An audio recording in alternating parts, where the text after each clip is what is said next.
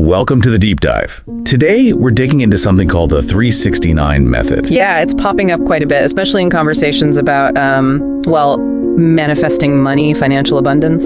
Exactly.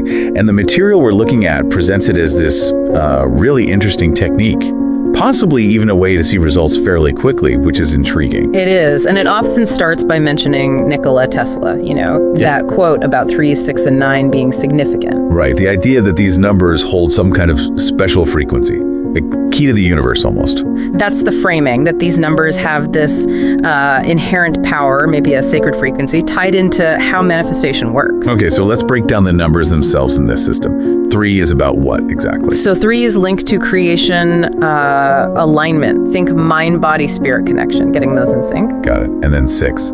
6 is presented as harmony, balance, but also, importantly for this topic, the material world, specifically money, finances. Okay, material world. And 9? 9 represents completion, fulfillment, tapping into that sort of divine or universal energy flow, bringing things full circle. So the core idea is, if you combine these numbers in a structured way, you might tap into this, powerful universal flow, as the source puts it. And that could speed things up, especially with money goals. Interesting. Okay, so for anyone listening who's thinking, all right, how do I actually do this? What's step 1? Step 1 is getting clear on your intention. It's about writing a specific money affirmation. Like a statement of what you want, financially speaking. Exactly. The material we saw gives a general example, something like, money flows to me easily and effortlessly. I'm a money magnet. Simple enough. But it also says specificity helps. Yeah, it emphasizes making it really concrete, like the example, I am so happy and grateful that $10,000 came to me overnight. Something really specific like that. Okay, that makes sense. Having a clear target. So you've got your affirmation, then comes the part that gives the method its name, right? Sure. The actual 369 writing. That's right. This is the core technique. It involves a specific writing schedule. Tell us about that schedule. Okay, so in the morning, you take your affirmation and you write it down 3 times. 3 times, got it. Then, sometime in the afternoon, you write that same affirmation 6 times. Okay, increasing it. And finally, before bed or in the evening, you write it 9 times. 3 in the morning, 6 in the afternoon, 9 at night. What's the thinking behind that specific repetition? Well, the rationale suggested is that it's about programming your subconscious mind. That this repetition using these particular numbers helps align your energy, your belief system with abundance. That's the idea. You're consistently focusing your intention through this specific numerical pattern. Interesting. It's more than just wishful thinking. It's a structured focus. Now, the next step mentioned is feeling it real. This sounds like it goes beyond just the mechanics of writing. Oh, absolutely. This is crucial. It's about engaging your visualization skills while you're writing. So as you write, I have $10,000, you should actually picture it. Yes. Picture the money. Maybe see it in your hands. Or visualize your bank account statement with that amount. Whatever makes it feel real and tangible to you. And emotion plays a big part here too, doesn't it? A huge part. The source calls emotion the fuel for manifestation. You're encouraged to really feel the excitement, the gratitude, the certainty, as if it's already happened or is definitely on its way. So conjuring up that positive feeling is key. It's believed to amplify the intention, make the whole process more potent. Okay, writing, visualizing, feeling. Then comes step 4, which seems a bit different. Letting go and trust. What's that about? Right. This one can feel a bit counterintuitive after all that focus. It's about releasing your attachment to the outcome. Meaning, don't obsess over how or when the money will show up. Exactly. Don't keep checking, don't doubt. The belief presented is that the universe, or whatever you want to call it, works best when you trust the process. You've set the intention, now let it unfold without anxious energy. Trust the process. Okay, now the material also threw in some bonus tips for potentially faster results. Yeah, a few extra things people suggest trying. One was using a green pen. Why green?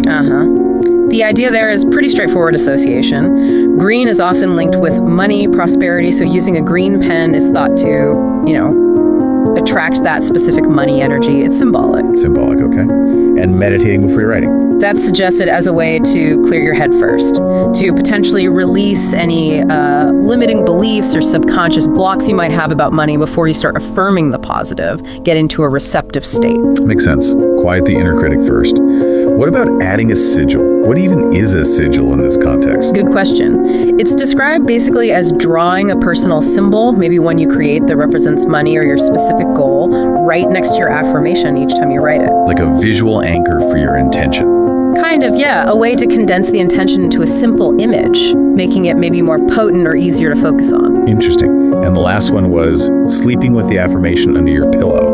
Right. That taps into the subconscious idea again. The thought is that even while you sleep, your mind can absorb the message, reinforcing the affirmation on a deeper level. Subconscious reprogramming while you rest. Okay, quite a few layers to this. To make it more concrete, there was an anecdote shared, right? Oh. About someone named Sarah. Yes, an anecdotal success story. Apparently, this person, Sarah, used the 369 method, writing down a goal of $5,000. And what happened? The story goes that the very next day, she received a payment for exactly $5,000. It was from an old client invoice she'd forgotten about or hadn't expected to be paid. Wow, okay. Exactly $5,000 the next day. Now, obviously, that's one story. It's anecdotal, doesn't guarantee anything, but it's used to illustrate the potential and to emphasize the importance of consistency and belief.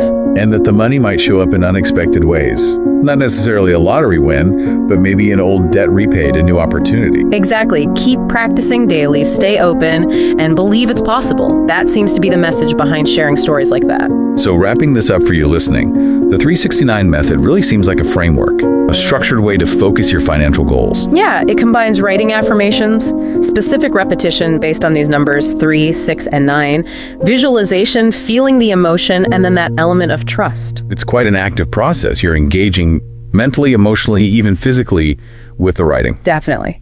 Whether you believe the numbers themselves have some mystical power, like the Tesla quote hints, or if it's simply the power of focused intention and consistent practice, well, the method gives you clear steps to follow. So it sounds like the invitation's there for you to try it out, pick a money goal, something specific maybe, and experiment with the 369 writing schedule. And it brings up a good question for you to think about. What amount or what financial change feels both exciting, but also, somewhat believable for you to focus on right now? What's your starting point? Yeah, good point. And the source encourages sharing experiences too. If you try it, what happens? It's always interesting to see how these things play out in the real world for different people. Absolutely. It's a proactive approach, isn't it? Taking deliberate action to cultivate a mindset and energy focused on financial well-being.